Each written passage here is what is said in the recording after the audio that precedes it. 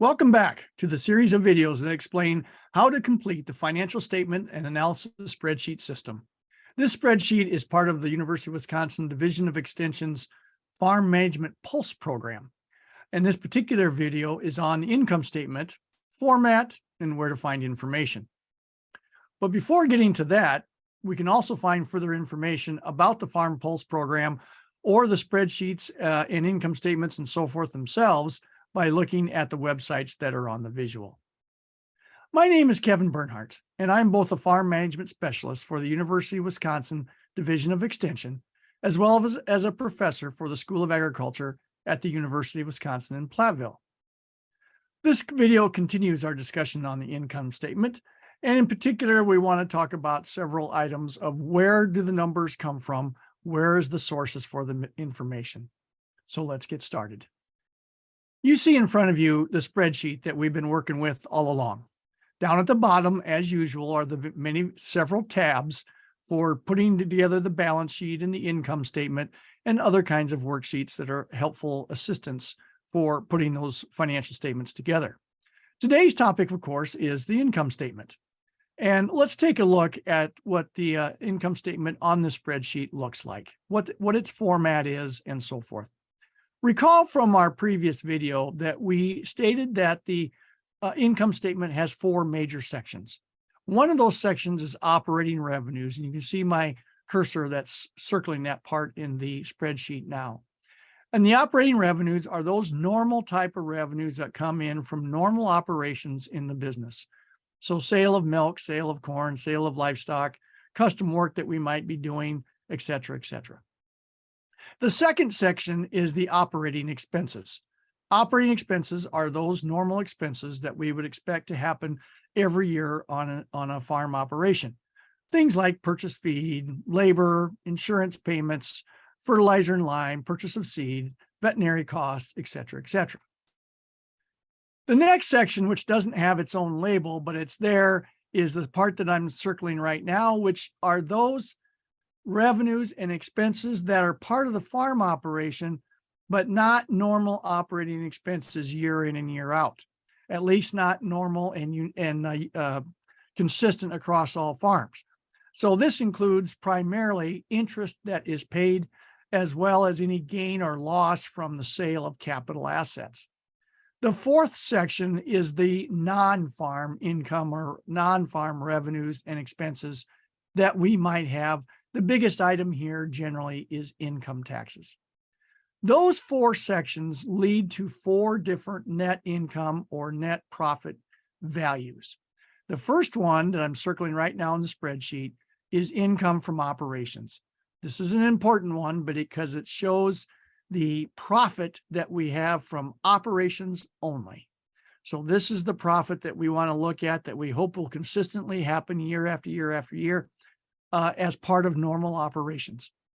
The second income net profit figure value is called net farm income, and I'm circling it here on the spreadsheet. Net farm income adds to that income from operation or subtracts from it payment of interest and any gain or loss on capital asset sales. The third net income net profit value is net income, and that's taking everything else and subtracting off the income taxes, or if it happened to be a refund, adding the income tax refund. Also, the format of this income statement shows the two different kinds of income statements that we talked about in the previous video. So the cash income statement is here in column F, and the accrual adjusted income statement is in column G. Now, just a quick reminder, the cash income statement is, with a couple exceptions, cash that exchanges hands in any given year. So cash sales or cash expenses. The accrual adjusted income statement is all revenues and expenses that are realized. The accrual adjusted income statement is the real one. So for example, if we produced 50,000 bushels of corn, but we didn't sell it in a given year, then that would be revenue for that year because all the work and all the expenses were done that year, but it doesn't show up on the cash income statement until the next year when we sell it. So that's where it can be different, and we have to make adjustments accrual adjustments for both revenues and expenses to get to an income statement that's actually the real factual one that shows performance on the operation.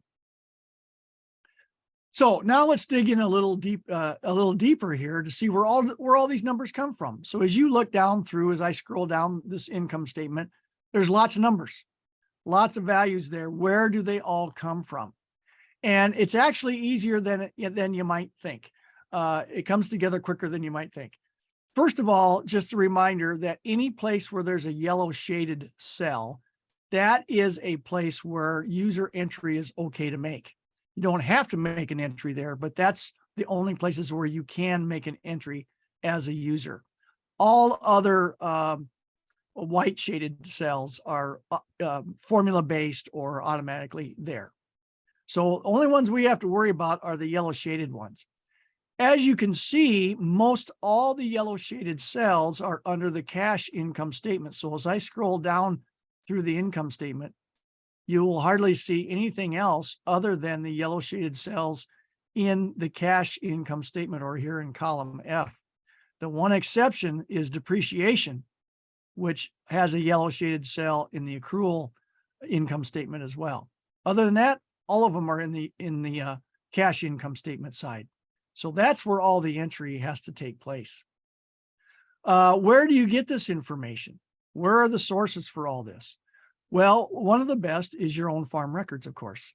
And if you have great farm records, then this is going to be much, much easier to complete this income statement, as well as be accurate with both your balance sheet and your income statement.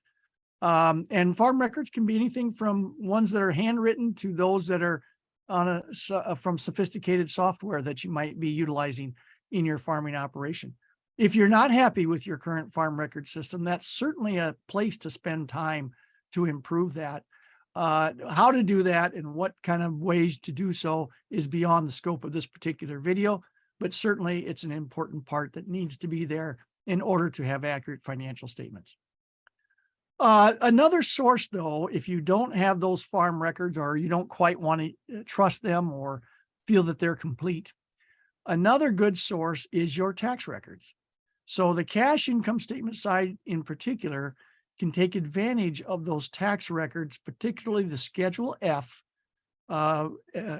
income and losses from a farming operation, and the Form 4797, which is capturing any kind of business sales. And finally, the third source of information for completing the income statement, both the cash and the accrual, is the beginning and ending balance sheets. So we've already completed those. If you've been going in chronological order, you've already completed those. And those will be used now in completion of the accrual adjusted income statement. So let's dive into a little bit deeper where these numbers do indeed come from. Looking at the operating revenues, you notice in column E, there's this title in the gray shaded cell there called Schedule F. The numbers there refer to the line items on the Schedule F of your tax return. So for example, if I have any sale of purchased livestock or other resale items, I'll find that information in line 1A of Schedule F. If I have a tax basis on those resale items, I'll find that information in line 1B of Schedule F. I'll go one more here. If I have sale of livestock, grains, or other raised products, which every farm will have, that's going to be found in line 2. Now, notice ours is blank right now because I'm going to go to the Schedule F and show you where that comes from. And then on down. I can go down here to agriculture program payments. I would find those in line 4B of Schedule F. And the same thing is true with the operating expenses. So if I want to find what the chemical expenses are, I would look at line 11 of Schedule F. If I want to see what purchase feed is, I would look at line 16, and it's blank here right now because I'm going to go look it up on the Schedule F. And that's true for the tax depreciation under the cash income statement as well. With respect to depreciation, on the cash income statement side, we'll just use the tax depreciation that's from your Schedule F, but we'll use something different when we get to the when we get to the accrual adjusted side. We'll talk about that later. Okay, so with that, then let's actually go to the Schedule F. Okay, so what you have in front of you is the Schedule F, and let's look at some of this. Is the here Schedule F, profit or loss from farming. This particular one is from the year 2020, but of course it doesn't change a whole lot from one year to the next, so it's pretty consistent. But the sale of livestock and other resale items, we referred to that earlier. There it is, line 1A. And the cost basis of those items, line 1B. Line 2, which I'm circling it here on the Schedule F right now. Line 2 is the sales of livestock, produce, grains, and other products you raised. So any kind of corn, soybeans we raised, or milk that we produced and sold, all of that is going, all those sales are going to be listed in line 2 for the particular year that you're interested in. In our case, remember, we didn't have that number in there in the spreadsheet, so we're going to have to transfer this number over. So line 2 is $1,085,302. That's from line 2, and we'll transfer that over to the appropriate place on the spreadsheet. This is the income side. Part 1 is the income parts. Part 2 is the farm expenses. And here we have it again. So chemicals was line 11, $25,256. Depreciation is line 14. This is tax depreciation. And this tax depreciation is $208,208. That's one of the numbers we're going to have to transfer back over to the spreadsheet as well that was missing. The other one that was missing was the feed purchases, line 16, $275,459. We'll transfer that over as well. And you can see where all the other numbers that are already on the spreadsheet, where they came from. So that's a very handy place to find the bulk of the numbers that we need for the cash income statement. Here's the cash income statement again. So here's that sale of livestock and other grains and other raised products right here. The column E tells us that we can find that in line 2 of Schedule F. We just looked at that and found out that it was $1,085,302. And now I have that figure in there. All the other items that are here, with some exceptions that I'll point out later, came from the Schedule F. On the operating expense side, we had most of the numbers in here, but we had a couple missing. One of them missing was purchase feed. So if I want to find what the cash expenses were for purchase feed, I look at line 16 of Schedule F. I'm circling it now, that number 16. And that number, if I were to go back to the Schedule F and look, it was $275,459. And the other one that was missing was the depreciation. So for the cash income statement, we're going to use tax depreciation. That tax depreciation was in line 14 of the Schedule F. And if we went back and looked at that again, what we would see is that it was $208,208. And all the rest of the items that were available to us have already been completed from the Schedule F. So now if we go back to the top and look down, we would see that most all of our numbers are actually in there. Now, a couple numbers that are there on the spreadsheet now, but we wouldn't have gotten them from the Schedule F. One of those is sale of breeding livestock. So sale of breeding livestock does not show up on the Schedule F. Instead, we have to go to a different tax form, and that is tax form number 4797, which is the sale of business property. And that will be the subject of the next video as to how to get that number. Another number that we didn't have from the Schedule F, you might have it, but it would be in the other part. You just have to know that through your own farm records, is hedging income. So if you do any hedging in your operation, your hedging income very likely is reported in the other, which is line, line 8, I believe, on the Schedule F. But if it's not there, then we can also determine what that number should be by going to Income Statement Schedule 1. Now, income statement schedule 1 is part of this spreadsheet system, and I'm going to take us to that tab now. So down at the bottom, I'm circling that tab. I'm going to click on income statement schedules, and we can see several schedules there. So one of those schedules is hedging income. That's schedule 1. Schedule 2 is estimate of economic depreciation. We'll talk about that later. Schedule 3, let me go back to the top. Schedule 3 is accrual adjustments. We'll go back to that later as well. And then there's a couple worksheets at the bottom that probably don't need to use, but they are there if you want to break things further out. Schedule 4A and 4B is other farm operating revenues, other farm operating expenses, and schedules 5A and 5B are non-operating farm revenues and other non-operating farm expenses. You can either put the whole number into the spreadsheet directly, or if you want to use this to find a sum, you could do that too. These schedules 4A, 4B, 5A, and 5B, once you get the number, you have to actually manually transfer that number to the income statement. But these are ones that are on the top, schedules 1, 2, and 3, those numbers will automatically transfer to the balance sheet, or excuse me, to the income statement. All right, so we come back to the income statement. So that sale of breeding livestock, we have to go to Form 4797 for that. For hedging income, we either get it off of Schedule F, or if it's not there, then we have to determine it from income statement Schedule 1 in the tab at the bottom. Other operating revenue, that one also can come from the Schedule F, line 8, or if we want to break it down further, we could look at putting that into income statement schedules 4A that we saw in the tab below. The last item that is not there, and it's always going to be 0 on the cash income statement, is accrual adjustments to revenue. So we find that on income statement schedule 3. So if I go back down to the tabs at the bottom, click on income statement schedules, here's schedule 3, accrual adjustments. That's where we're going to find that number. And I'll show you more about that here shortly. But the one thing to remember is we have several accrual adjustment line items. Here's one for revenue.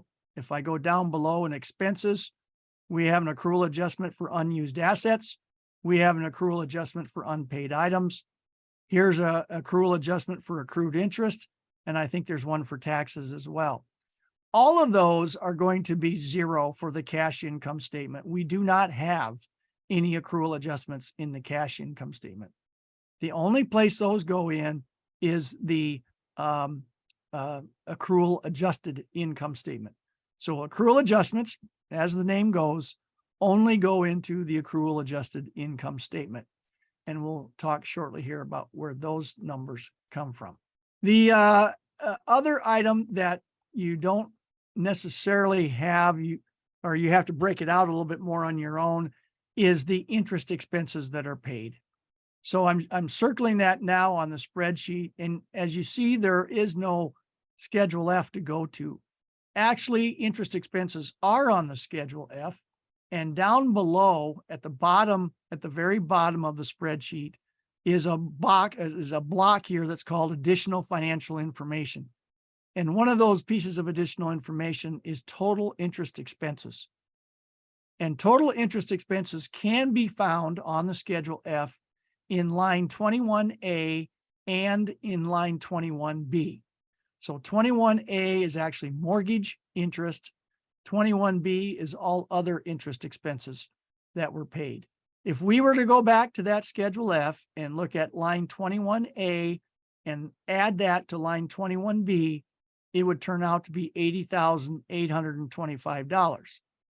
Now, there's a little bit of inconsistency here because what we really want in the income statement is interest that was paid on operating loans as a separate line item from interest that was paid on term loans. But what the Schedule F gives us is interest paid on mortgage loans and interest paid on everything else, which would be both operating and term. So there's a little bit of mixing there, a little bit of apples and oranges there. So as best as you can, once you know what your total is, in this case, it's $825 is the total interest that we do get from the Schedule F.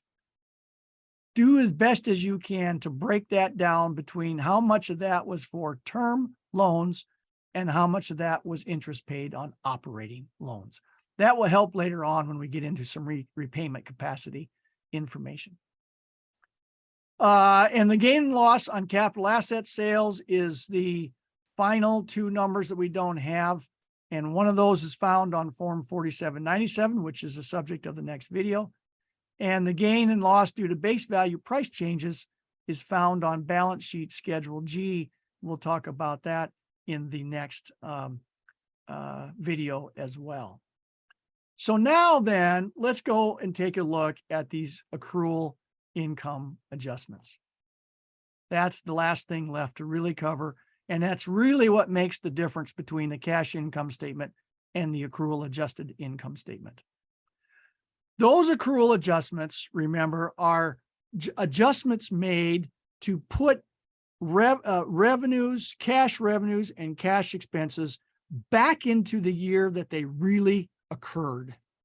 So, for example, if I grew corn this year, I did all the work of planting it and tilling it and harvesting it and getting it into storage. And if I made it fully available and ready for sale this year, then that revenue should be recognized this year. But if I put it into storage and I don't actually sell it until next year, it's not going to show up on my Schedule F or on my cash income statement until next year. So I have to make that adjustment. And if let's say it was $50,000 worth, then I have to take that $50,000 of cash income that came in next year, and I have to move it back to this year to recognize when it truly occurred. That's what the accrual adjustments are doing. And the way to get those is by comparing the beginning balance sheet with the ending balance sheet. That $30,000 worth of corn is going to be different on the beginning balance sheet compared to the ending balance sheet. We'd have, so to speak, zero corn in storage at the beginning of the year and $30,000 worth or $50,000 worth at the end of the year. And when I compare the two, that means that's $50,000 of adjustment I have to make. Now, that's kind of complicated, quite frankly, to do all that for all these different areas that can be different where we have accrual adjustments. But that's the beauty of having a spreadsheet system that is all encompassing, because we've already done the beginning balance sheet. We've already completed the ending balance sheet. So the spreadsheet can grab the numbers it needs and automatically calculate those accrual adjustments and transfer them to this income statement. And that's exactly what happens. If I go back down here at the bottom to the tabs and look at income statement schedules, and I go here and look at Schedule 3. Schedule 3 is accrual adjustments. And there is no yellow shaded cells there. This is all done automatically. And these numbers are coming from the ending balance sheet in column I here, and from the beginning balance sheet in column J. The spreadsheet is going to those balance sheets. It's grabbing those numbers, putting them in here, and calculating what the accrual adjustment should be. So the blue shaded cells show the sums. So all the revenue adjustments add up to negative $454,978. That's a pretty sizable amount. So that's going to make the cash income statement significantly different than the accrual adjusted income statement, which is why we do it. So this $454,978 is a result of differences between the beginning and ending balance sheet. And that number is then transferred over to the income statement right there under accrual adjustments to revenue, negative $454,978. By the same token, the same thing happens down below here for accrual adjustments for unused assets in the expense section, and accrual adjustment for unpaid items, $55,108, $22,512. Where do those numbers come from? They come from the beginning and ending balance sheet, differences in prepaid expenses, differences in accounts payable from the beginning of the year to the end of the year that give you those values. So while it's kind of complicated to do those accrual adjustments, In the spreadsheet system, it's very easy. In fact, you don't even hardly have to do anything except for complete your balance sheet beginning and ending. The last number that we want to talk about in this video is the depreciation for the accrual adjusted income statement. Recall back that this is the only yellow shaded cell, the only entry that's needed for the accrual adjusted income statement. All the rest of it, as I scroll back and forth here, all the rest of it is automatically done somewhere else in the spreadsheet system. So what number do we put in for the economic depreciation? The cash income statement uses tax depreciation from the Schedule F, but the accrual income statement uses economic depreciation. Now, the difference between those two is something that was discussed in the video about depreciation. If you're interested, go back to that video and take a look at that.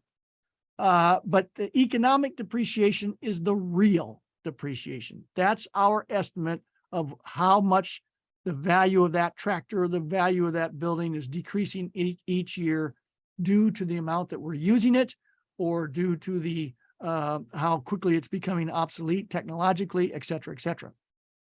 So that's the real cost of that capital asset that we want to try to capture. This spreadsheet system gives you two estimates that you can use to help you to figure that out. One of them is the gold standard, and that is using your depreciation schedule. So that's this in this green block, green shaded block, column H. That is the depreciation that has been calculated from the depreciation schedule. And we're going to add to that any depreciation from capital leases that we have to get a value that in this case is $130,800. That's the gold standard. If you have fully and accurately completed your depreciation schedule tab on the spreadsheet system, if you fully and accurately completed your capital leases, then that's the best number to use. And in this case, that's $130,800. And both that depreciation schedule tab and the capital lease tab are tabs that are at the bottom of the spreadsheet here. And there's a separate video on both of those if you're interested in following up on that. If for some reason you do not have a depreciation schedule, or you don't have the capital lease part there, then another way to get an estimate of depreciation is by using a replacement value. And this replacement value is something that's found in income statement schedules tab. So again, I'm circling the tab at the bottom of the screen there. Click on that and let me go back to the side. And here it is. Schedule 2 is estimate of economic depreciation. What that does is take the market value of your machinery and equipment, buildings, and purchase breeding livestock, and it puts a percentage to it, a replacement percentage based on what is generally a normal useful life for these different kinds of capital assets. So that replacement amount is 10% for machinery and equipment, 5% for buildings, and 20% for purchase breeding livestock. And it adds those numbers up. In this case, that adds up to $120,796 on income statement schedule. And if I go back to the income statement, that's transferred here as well, $120,796. We add any depreciation that we've calculated on any capital leases that we might have, and it totals to $128,296. This is by far the second best. Maybe it's a big distance between that and having the actual depreciation schedule. Now, in this case, they're not even quite $2,000 apart. So that's pretty darn close. They won't always be that way. But in this case, it wouldn't have made much difference.